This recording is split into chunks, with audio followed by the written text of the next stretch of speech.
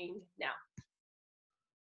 Hey, this is Johnny Levy with Data Joe, and we're going to go on our continuing mission to ask the question, how do we help publishers increase their revenue from top lists? And when I say top lists, I'm talking about top lawyers, top doctors, top dentists, and top realtors, and all types of lists that are targeted to professionals. So we're looking at how to get publishers, how to help publishers increase revenue 25, 30%. And in order to try to figure out to crack that nut, I'm trying to utilize the services of other vendors in the space who know a lot more than me, other publishers in the space. And so today, in pursuit of the answer to this question, I'll be talking to Nitosha Ramirez over at January Spring, and she's going to be talking to us about digital products from the sales perspective, the feet on the street. So go ahead, Nitosha, please tell us about yourself. Hi, everybody. I have been in the digital industry for pretty much my entire career. I have sold many different products in that digital scheme, and now my focus has been working with publishers, helping them expand their clients onto the digital landscape. All right. So can you tell us a little bit about your background? I think that's important and relevant. You know, what have you done in the past, and then how has that prepared you to be able to help publishers rethink the way that they sell?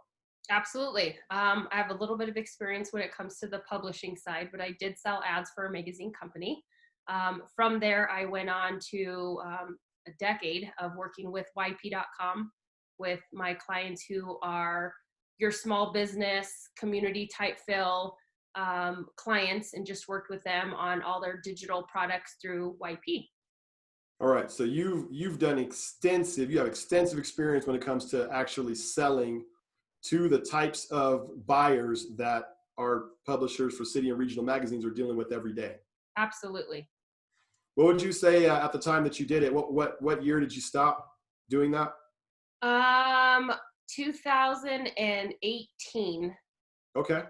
So not too long ago, but even in technology world, 6 months is a long time on the internet. So there's a lot of different changes from what I sold back then to what I'm selling now. Which again, I wish I would have had. Technology's changed and ways of advertising has changed. It is not your traditional YP.com approach anymore or yellow page approach when there's only one way to get out there and be found. There's so many different things that people are doing these days. So that's the nice part about understanding that, having the knowledge of that, and now learning how we help these clients expand and get in front of the people they're trying to get in front of with the new approach. Right. By increasing value, right? You're increasing value beyond just print, which we know print has a lot of value. But you at January Spring are really trying to come alongside the publisher and the sales execs and help them integrate more and more digital and make more and more of their money from digital because there are so many other competing companies out there that are selling digital, and there's some potentially missed opportunities there, right? Absolutely. I think that the publishers, you guys have built great relationships through the years with these advertisers. They're comfortable with you. You know their look, their feel, their brand, their message. Now we have to figure out how we portray that print strategy to a digital strategy and really help trying to get, these top doctors, top dentists, top lawyers, top real estate agents, how we keep them active in front of people, because those are the industries that need to be out there. And not, disregarding any others by all means, but utilizing the list that you guys have at your hands already and how to get that exposure when it comes to digital. All right. And prior to the conversation that we're having now, I had talked to you a little bit about putting the hat of the publisher on. And so just visualizing if you were selling, for a state or regional magazine in the modern day, knowing what what kind of things would you be doing? So that's what we're trying to uncover here. What kinds of things would you be doing? What kinds of things would you be selling that they may not be pushing as hard as they could? And so I'll let you go ahead and take that as an open-ended question. What kind of things would you be doing? That's a fun question. It's fun because there's so many things we could be doing in all spectrums. From a publisher standpoint, I would be using my resources and reselling those. And I say that in the sense of, and I apologize if I get anybody confused at the beginning, but I will clear it up. It's a tactic that we're able to gain anybody who comes into the customer's website, into our publisher's website, we build an audience, and we build an audience of people who are coming to our magazine's website, and we would be able to distribute it to the top doctors and sell it as in, this is your publisher's audience. So that is, to me, a no-brainer on the publisher side, that every single publisher should have a site retargeting pixel, is what it's called, put on their website, that allows the technology to keep track of who's coming into certain pages and what exactly it is are they doing when they get there, and reselling it. So that's kind of one of the pieces. Sure. The other pieces, and there's a lot, but we'll try to stick to a few, is literally helping the client utilize the list they already have. Maybe they know exactly who their consumer is and who they want to get in front of. Maybe we have a commercial real estate agent who wants to get new listings. So maybe we target a bunch of small industry type buildings that maybe potentially want to be selling. Maybe we target, attorneys, my personal injury guys like targeting hospitals and maybe physical therapist places. And we could target those kind of facilities to help them get in front of them. So there's just a strategy that we can put against the list. So you already have the list, which is mostly the hardest part. But once you get that list, we can focus on who we want to get that list in front of. So if we can picture, a billboard that we put in the middle of the desert that everybody sees, which is great, but now we have control over who gets to see that billboard. So we want to show your billboard to everybody who makes sense, that wants to do business with you, if that makes sense. It does. It does. Yeah. You're getting into some of the possibilities. And I think you even said in our prior conversation, you wish you were able to sell some of these products back when you were selling digital, because obviously you get so excited about the possibilities of really narrowing in on the most effective possible leads.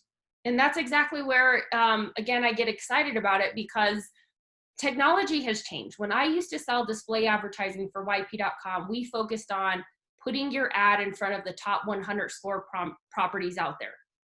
ComScore, again, saying who has the most traffic going into websites. So that's where people wanted to be found. Now, the technology that we have allows us to target not just a website, because we don't care about websites as much as we used to, but target the person. We want to target somebody's demographics. We want to target somebody's behavioral pattern. We want to target specifics that allows us to make our list as most qualified as we can get it. So the nice part is we're able to create that list for you. If you tell us, you would like to target this certain demographic between the ages of 24 to 54 with a household income of, $80,000 or more that have 2 children, I'm able to do that. And the nice part is business owners, they know who they want to get in front of. They know where their business comes from. It's our jobs to strategize with them to help them get that message across. It's great you were awarded, the top 3 doctors or whatever it may be in your industry. But if nobody knows who you are still, that doesn't help you. So yes, it's good that the brand is in the message in the magazine. But if that person doesn't open the magazine, we still need to be top of mind on their computer, on their desktop, in their phone, when they're checking their weather, when they're checking their email. Again, be everywhere unconsciously. Market to them is really what it's about. Yep. And when I interviewed Charity, she dovetailed with you a bit on what you're saying right now, but I do think it's worth repeating. And for this particular discussion, we're more targeting the sales rep who's on the street, right? Because that's where you live, is in that realm of just strategy and, boots to the ground, getting digital sold, right? And conveying the value proposition. So it's exciting to kind of hear where you're taking that. So what would be your advice, as I'm listening, and I had a similar experience when I was talking with Charity, some of the stuff you're saying is over my head, or at least, I can grasp just a little bit of a wisp of it as it goes by, right? Like, so I understand enough to be dangerous, but I don't understand enough to be confident, right? So I can just imagine if I'm standing in front of a potential buyer and trying to talk about these things, I wouldn't, I might not want to reach down into that bag and pull out something I don't fully understand, or a contraption that's a little bit too complex for me. So what advice would you give to sales reps who might be nodding their heads and agreeing with you. Yeah, that sounds awesome. But how do I build the bridge between that sounding awesome to then breaking ground on having a conversation with a publisher? Right. Or sorry, with a client, sorry, with a Right. buyer. You guys already are asking these questions. You guys already know majority of these questions. You know this retail location only targets 15-mile radius, right? You know that a specific place, what kind of person they're looking for. And if not, the business knows. So the conversation starts with asking the questions. You know, who are you targeting? Where are you targeting? Who is your target market? And by them telling you who that is, you just have to be confident in, again, learning, of course, this stuff, but knowing that we can target them. We can target them. Their competitors, you know, you're trying to be one of 10 burger joints in the place to be one of the top. So let's target a competitive way of targeting and geofence every single competitor in my 10-mile radius to make sure if you're going to that burger place up the block, you should probably be coming to mine as well. So again, being confident that you know the technology's out there and you don't have to understand how. And I think one of my publishers told me, I do not necessarily need to know how the watch is built. I just need to know how the watch works. And that's how we start, is we start with showing you how it works. And you always have those analytical guys. You guys know who they are. We'll get into the logistics of how it works. But having the ability to say, Mr. Customer, I am able to get you in front of your competitors, get you in front of potential people who may want your service. And when I say potential, it's because you gave me who your target market is from a demographic standpoint to a behavioral standpoint. But having that conversation, and then that's where we come in the back end and help you strategize. That's how you're the best salesperson out there.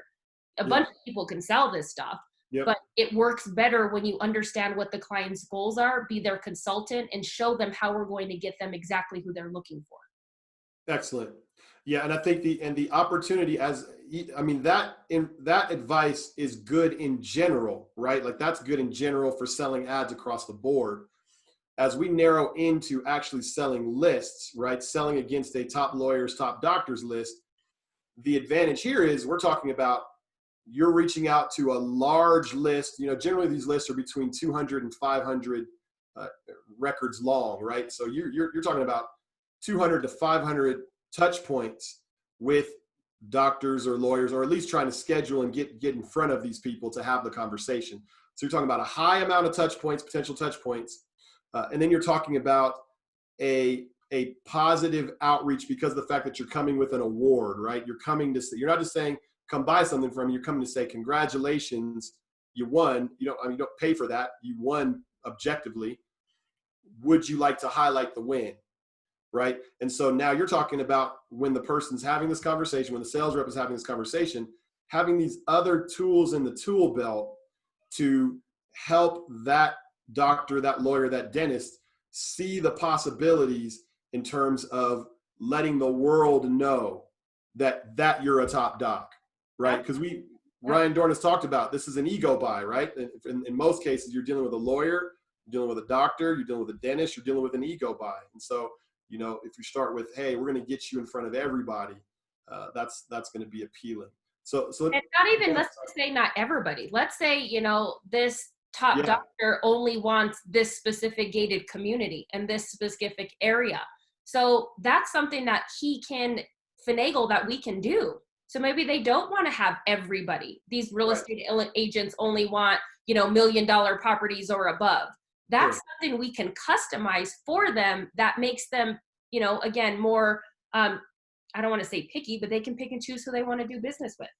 So that's kind of nice when you kind of already screen them before they see you. And you said the word frequency, and it is all about the frequency. We want to touch people 1 to 4 times a day. And again, it could be in a platform of your desktop. It could be in your tablet or your Kindle when you're reading, or it could be on your mobile phone that we're in front of 6 hours a day. So again, just to be relevant and acknowledge you are a top doctor, but if you don't get the message out there, not everybody's going to know. And if this could have happened 30 days ago. Okay, well, that could be old news in the digital world. Not if you present it the next 30 days and the next 30 days, and all of a sudden you now are relevant. The brand is there, may not need you right now. But guess what? I remember seeing that top lawyer. Who was that? I absolutely need to call them.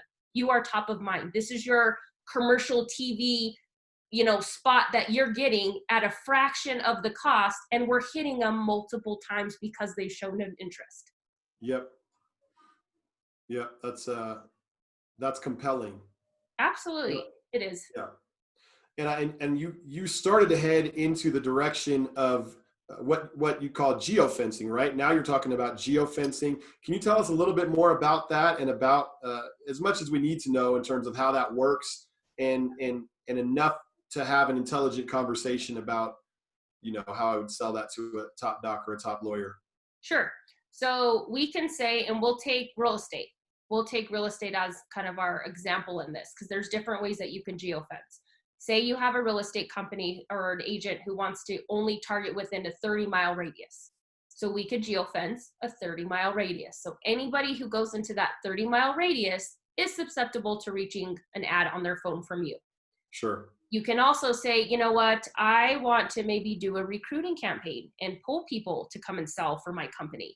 So now you're going ahead and targeting the Remaxes of the world and everybody associated and your competitors to see if you can bring more people in your direction. Maybe you want to geofence places of interest. So people who are going to get their real estate license and they want to bring them over here, you could target those places. If you want to target neighborhoods, you can absolutely geofence a neighborhood. So you can say, I know this area is anywhere from $500,000 to $1 million. Anybody who lists their house, you would love to be their agent. So you can target specific neighborhoods, zip codes, states, whatever it may be. You could get very specific and say, I've sold properties to this many people in the last 2 years. They now hit their capital gains mark. Let's say 2 years or 5 years. Let's send them, a programmatic ad and let them know they can walk away now tax-free and put down on a larger, better, nicer neighborhood property. I like that. So target that way from an address level standpoint. If you don't have a list already and you wanted to create a list, then this is where we would create the list for you. So you can go ahead and tell us who you'd like to do business with from, again, a demographic standpoint, which is a lot of your income levels. If you wanted a higher end buy, maybe you wanted just first time home buyers, which we have to stay in, a $300,000, $400,000 time or period purchase price. So that we can get strategic on that end too. So we would build out a list for you with those kind of specifics. Maybe you have a community where you guys sell from a golfing community. And the golfing community, maybe we find all the avid golfers and pitch it to them. Maybe we have a senior living facility that you are responsible for filling 55 and older. So then that's something that you want to present your programmatic to, and only serve our ads to people who are 55 years and older. So there's a bunch of different strategies depending on who your client wants to get in front of. So like I said, we start with conversation. They tell us who they want to get in front of, and then we figure out what that strategy looks like. And guys, it's the internet. So we may have a great strategy thinking this is going to work and this is in, and then a month later realize, ooh, this is performing better than this one. So then we change it up because we have the tangibility to do that. People like that flexibility. Very different than other industries, but the digital world, we could change stuff every week if we wanted to.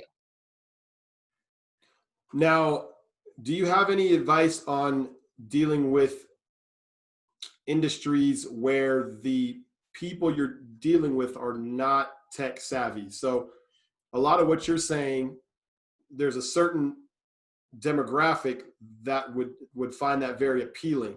Mm-hmm. And then there's a demographic that would find that very overwhelming.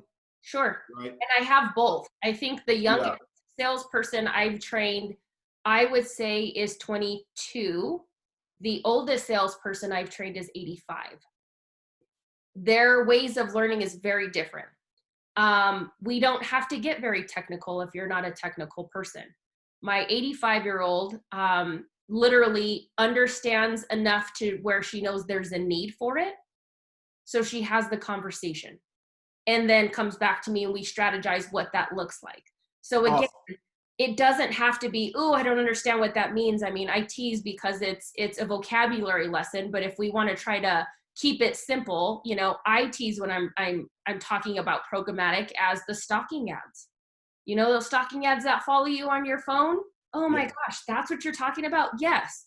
Do we Yes. realize how much brain work goes into that ad? No, but guess what? It was irrelevant. And it was irrelevant to me this morning when I was checking my weather. Relevant enough to be creepy. That's right. It's that creepy technology that makes stuff fun. I mean, if you could get past the creepy part, that's where we're at today. That's exactly where we're at. This is what I didn't have at White Pea when I had the directory type stuff. Like, I needed to evolutionize how I can help these clients. And this is that sector and how, because it's now a small business territory. It's not your big brand Toyota ad that follows you everywhere now. Now it's, you know, the pizza shop on the corner that you pass every day that now is sending you a promotion for lunchtime that you're like, oh, how did they know where I was at? Well, it's technology. We know where 90% of the people are at. So Yeah. that's what we have to get past. But once we get past that, it's nice that consumers are asking for this. They just don't realize the technology is here to give them that. And some Sure. of them do, they just again are uncomfortable with it, which I get, that's okay, but there's still a strategy for them to help them get comfortable with digital.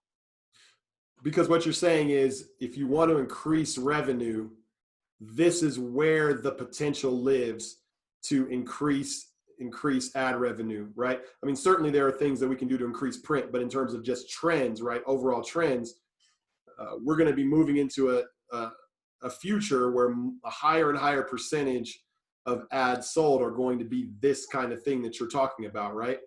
Do you know what the numbers are right now as far as the print versus digital breakdown on advertising? I mean, I've heard somewhere between 10 and 20%. I don't know, within the CRMA group. I wonder if it's right around there. But are you picturing a future? What kind of future are you picturing, like the next 5 years, in terms of how much of the product mix is digital versus print? Yeah, we have to get comfortable with digital. If there are publishers that are not digital right now, you're definitely behind.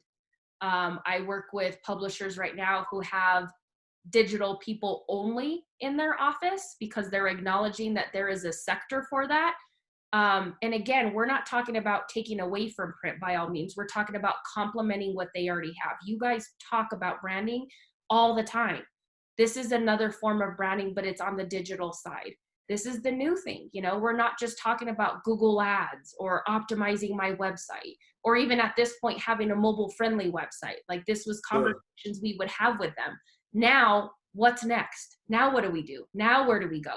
And this is where we have to feel comfortable because it is trending this way. It is trending on the digital spectrum, but you have loyal people who are doing business with you on the print side that just are looking for something more now. So you could be there's something more and introduce other products and help them still get their message across. They're already comfortable, like I said, working with you guys. Once we start having the conversations with them, you'll realize how much these people are spending on digital. It is a lot of money. So for us not getting, us as in publishers, not getting any of that piece of the pie, yeah, Yeah.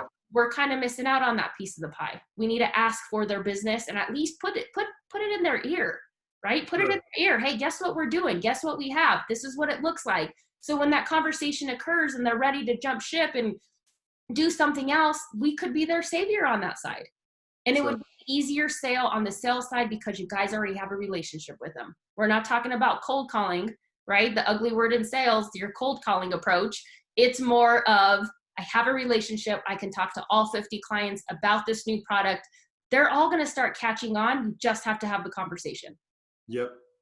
And I hear that. I think one of the big takeaways from this call or from this interview is certainly going to be the idea of breaking the ice, crossing the barrier, and just having the conversation, and understanding that that's going to continue to be more and more of a necessity as time goes on to add those types of digital offerings. You've also talked a little bit about retargeting it right in the beginning. You talked a little bit about the retargeting pixel and that kind of a process. You've talked about geofencing Mhm. and the ability to sell a narrowed down or a unique or specific audience to one of these top docs or top lawyers to promote to based on geography or other characteristics, Yep. right? As we're kind of coming to a close, last few questions. My next one has to do with online directories. And so a little background here. You know, when we do these top list campaigns as the research company, we're collecting these comprehensive databases of doctors or lawyers or realtors or dentists in the region. Mm-hmm. And then we're leveraging that database to, you know, get the different publishers or the different doctors, lawyers to vote for each other, to nominate each other. And then we're taking the cream of the crop and we're handing that over. And then the publisher goes in and sells against that list. Now, the opportunity for online directories, I'm seeing more and more interest in not just wanting to publish the top 500 or the top 200, but then finding a use or usefulness for the rest of the data to create an online directory that can be monetized in tandem with the list. So do you have any advice for a sales rep who's out on the street and thinking of adding that as an offering to what they're selling to the buyer, you know, this online directory upgrade enhancement? Talk to us about those types of opportunities. I think we have to I hate the word bundle, but bundle it. Again, we got to teach that it's a complementary type of product. We're not replacing. I think people get very defensive when, you know, you're looking to take money out of here to put it over here. And it doesn't have to be so intimidating. Mm-hmm. Because it's important in marketing to have eggs in multiple baskets, not all in one. And sometimes it's hard because people still have the mindset of, you know, 50% are in print, 50% of my eggs are in digital. But digital is such a crazy spectrum that 50% could be in, you know, 10% in AdWords and 10% in your website and 10% in programmatic and 10% in social, and it kind of gets broken down. So I think that, again, walking in with the conversation of how else can I help you? How else can we get out there? And tell them something new. Tell them something different, not your same pitch that you've been doing for years, to get out of that comfort zone and try to figure out what's new. How can I get in front of these guys and give them a good sales pitch? Now, artwork is going to play a big thing as well, because we can't just use your older approach that I've been in business for 20 years and and have the idea that everybody knows me, because that's not what it is. You Right. have to stay relevant. You have to stay top of mind. So being able to have that conversation, have that list, and telling these doctors who are top doctors, because they're, like, to your point, they're voted on it. They absolutely are, but they have to get that message across, because not everybody knows that. Unless you're, and again, thinking of, and I hate to bring up another subject, but thinking of your advertising funnel. They see that you're a top doctor. That's cool. That's great. There's not a need. And then all of a sudden, in my case, my 8-year-old breaks her femur bone. And now I'm looking at top doctors. So then it becomes a little more relevant to me. Then I'm out of that necessarily research phase. And now I'm ready to pull the trigger because we got to make a move. So depending on where they're at, you have to be top of mind when they're thinking about it, not thinking about it, researching it, ready to pull the trigger. We don't have control over where they're at, but it's just super important to be there anytime of that cycle. Sure. And to your point, with where we're talking about dentists, which is not an overnight decision, at least not in my case. I'm going to see who these guys are before they do anything in my mouth. An attorney, somebody who's going to represent you. Real estate agent, make one of the biggest investments you'll ever make. And what sector? Doctors, same thing. Doctors, kind of a big deal. Who's going to put a titanium plate in my daughter's thigh is kind of a big decision. So be in those 4 categories, you have to be there all the time, because they're not, I wake up and say, "Ooh, I feel like breakfast," and go to a restaurant. I made a quick decision. Those are longer purchasing cycles. Those are people who you need to have top of mind with and rapport. You have to build that trust with them. And it may sound silly, but if I keep saying the same top doctor ad, you're building that rapport with me. I'm still seeing you all the time. And even though I don't even know who you are, you don't know who I am, I know who your practice is. I know what your expertise is in because I've seen your ads. I might have not clicked on it the first few times, but in the programmatic world, I don't even have to track how many times I can click on somebody. I just know I'm following them, right? Following them creepy style for 30 days after they see it or click on it. So that buying cycle is a big deal with those 4 sectors. Absolutely. Sure. Yeah, some great takeaways here. I appreciate you sitting and chatting with me about these topics. And at the end of the day, the hope is that something that was said during this conversation sparks a new idea, sparks a conversation, sparks, reaching out to January spring and asking for Nitosha to tell you a little bit more, because at the end of the day, we really we have such an amazing opportunities with these lists, such an amazing opportunity, and it's very rare that I see people taking full advantage. And I'm not saying not working hard. I think people are working very hard and excellent at what they do. I just think that there continue to be new opportunities that are coming up, new ways to innovate, new ways to try something new, in order to push the product forward and give it a bright future. So thanks again, Nitosha, for taking the time, and I hope you have a great day. And thanks for everybody who's watching. We're so happy to be in the trenches with you. Any final words, Nitosha, before we go? I think every salesperson wants to hear, let me not mess it up, work harder. No, work smarter and work harder, right? So we don't have to work harder, we just have to work smarter. So if we're trying to look for that quick fix, that's not always easy, but when you have technology like this, I feel like it is. So again, you don't have to put as much work into it, you just have to be smarter about what work you put in. Sure. Thanks Thanks, for the guys. advice. All right. Take care, Have everybody. a good one.